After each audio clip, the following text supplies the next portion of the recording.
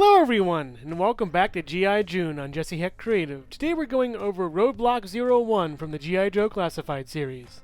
Let's get to it. So here's Roadblock 01 version 1. This guy came out in two different versions, a field variant, and whatever this is, I guess.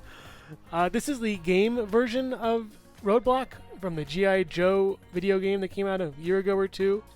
I forget what it's actually called, but yeah, it's a really nice figure, at least as far as G.I. Joe goes. But as time went on, it slipped from, being great to just being nice. It's very standard. We've seen a million billion Roadblocks come out. He's been clogging the pegs, and while I'm not sick of him, he just, is sort of overstaying his welcome a little bit. If you'll notice, this version actually does not come with this hat. This hat comes with a different guy later on in the line, and we'll go over him, but this is how he looks normally. I like him better with a hat, because a little better je ne sais quoi. Looks really, good.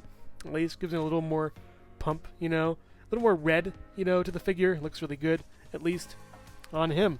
So let's go over this guy as we take apart this weapon thing that he has, this weird blast cannon thing. So going over Roadblock, he has a nice sculpt in his face. It looks really good. The beard is printed on pretty well. I'm not going to go over the hat since it's not part of the figure. But the head is just this nice sort of chrome dome kind of thing. No mold injections or anything. Maybe a little smudgy back here or something. But it looks very nice. There is a seam line going up, but it's really hard to notice, in the light, in the camera's light. So it's pretty cool. The eyes are tampered on really well. We have this little communicator right over here, and all the Joes have these, at least on their shoulders. They could just talk into it or whatever. You have this poorly painted, weird, I don't know what this is, this kind of thing. He has a star right over here. Star looks pretty nice. He has some, again, poorly painted red over here. A very pale, sort of olive green. It's kind of bad. The skin tone for his head and his arms match pretty well, as well as the neck area right over there. The neck is also on a ball on the bottom and at the top, just to mention that from the Snake Eyes review, I forgot to say. He has some pretty okay paint on the hands. The paint is just alright. This is not a great figure by a long shot, but if you want to complete your figures for the game, then, go do that. He has a lion tattooed on his arm, and you have to sort of line his arm up correctly to get the lion to look like it's an actual lion on the side. That's pretty nice, I guess, but once you move the arm, it's just all bets are off. So it's kind of poorly implemented, at least for this guy.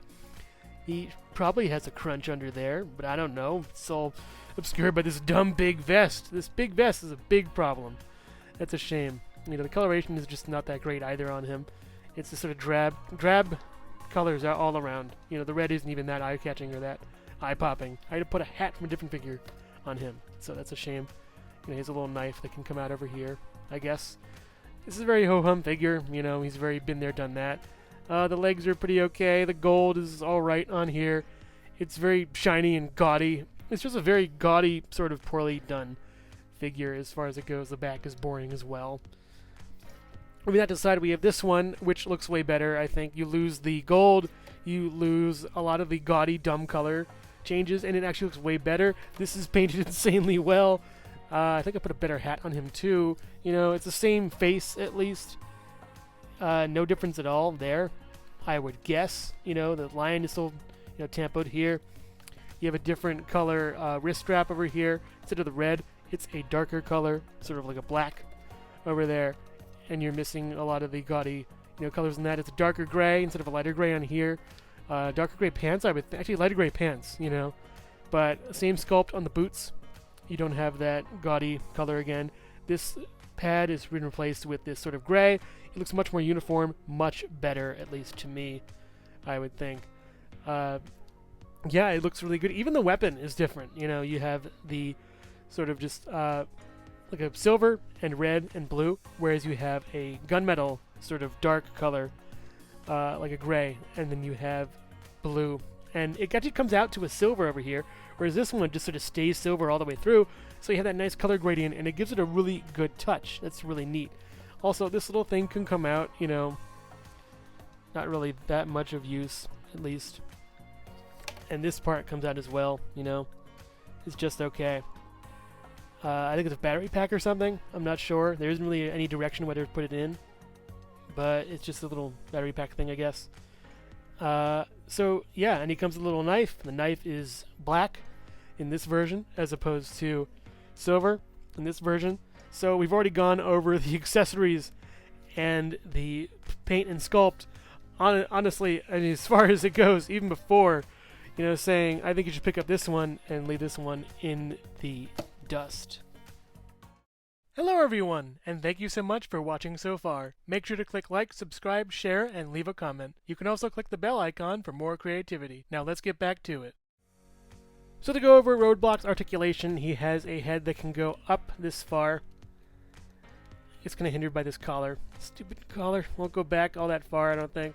Forward, not that much. I haven't really been using this joint all that much, at least, as far as it goes. Go down, over here. Again, not that far. Doesn't really want to move in this case. The neck can move this much. You can't really move it anyways because of the collar. It's kind of just sort of like at the whim of the collar. But it's fine, I guess. It can swivel. That's all you need to do. Looking up and down, fine. You don't really need to make it look up or down all that much. I'm probably dwelling way too much on it. Arms go out this far, around, swivel at the bicep. Here, swivel here. Here. We also have a butterfly joint that doesn't really work all that well. I don't really use the butterfly joints on my Joes as much as I probably should. They don't provide that much room or anything, and again, I forgot to mention that from the Snake Eyes review. So all the figures are butterfly joints. All the figures have those cool, like, bottom neck, top neck kind of thing going on. This arm has it swivel over here, over there. It's not the gun up and down, this kind of thing. It's out and in, left and right, and just the ball peg down here. You can't do anything with the chest, so that's a shame over here. Down, and then out, and then back. It's already chipping on here a little bit, which is a shame. Swivel around. Back, it's already hindered by the pants. Swivel around here. Down and up, and pivot. And 2 peg holes at the bottom of the feet. Roadblock is definitely not my favorite Joe, but he's, I guess useful in a fight, at least. So putting on the weapon, you want to have the hand like this, facing out a little bit. And then put the bottom of the gun right here. And then you have this hand coming up and put it in right there. And that just fits easily. It's the best way I figured out how to do it. It's a really weird, stupid gun. There's a trigger here that I don't even care about. You don't even need that. You just use these 2 handles and you're fine. You could pretend to shoot. It's a weird sci-fi weapon. You could do whatever you want with it.